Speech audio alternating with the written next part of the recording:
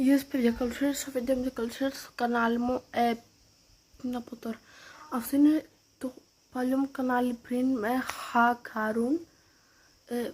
Προσπάθησα να πάω να το σώσω, αλλά δεν πρόλαβα.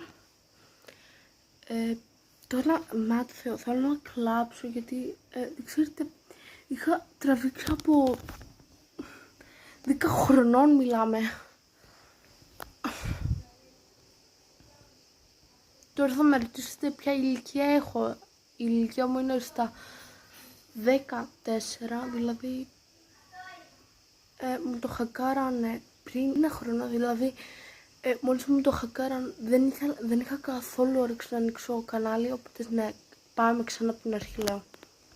Και για να φτάσουμε πάλι αυτούς τους εγγραμμένους που είχα παλιά, κάντε μια εγγραφή, ένα like, ένα καμπανάκι και τα